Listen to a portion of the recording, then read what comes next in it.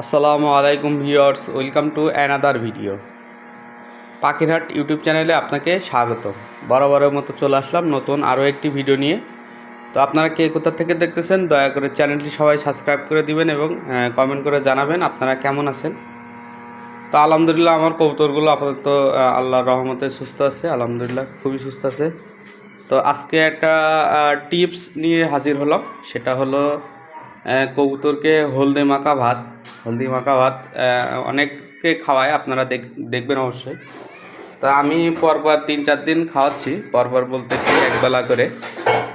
আজকে দিয়েছি, আজকে সকালে দিয়েছি অল্প, তো খাইছে, যা ছিল খাইছে, আর অল্প আছে। দেখেন, এই যে দেখেন হলদে মাখা ভাত, গরম ভাতের সাথে হলদে মাখা ভাত। তো আলহামদুলিল্লাহ এগুলা কবুতর খুবই ভালো খায়। একবার প্রথম যাদের অভ্যাস নেই তাদের কবুতর কম খাবে বলতে নাও খাইতে পারে। তো 2-1 দিন দিতে দিতে আমারও এরকম হয়েছে, আমি প্রথম দিন দিছে খাই নাই, তারপরে আবার রেগুলার খাবার দিয়েছি। তো আলহামদুলিল্লাহ তারপরে দিন দিছি, মানে খিদি লাগায়া, ভালো করে খিদি লাগায়া তারপরে দিছি। তো আলহামদুলিল্লাহ তারপরের দিন খাইছে, এখন খাওয়া স্টার্ট করছে, এখন রেগুলার খায়।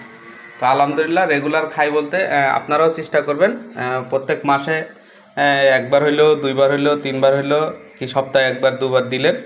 তো কবুতরের হলুদ মাখা ভাত খাওয়ালে কবুতর খুবই ভালো সুস্থ থাকে এবং পেটের মানে বদহজম থেকে মানে হাগা, যেরকম আপনার পাতলা হাগা হয়, তো আপনারা এইসব থেকে দূরে থাকতে পারবেন। আর এখন গরম আর বৃষ্টি আবার শীত, সব মিলে কবুতরের খুব খারাপ অবস্থা যাচ্ছে।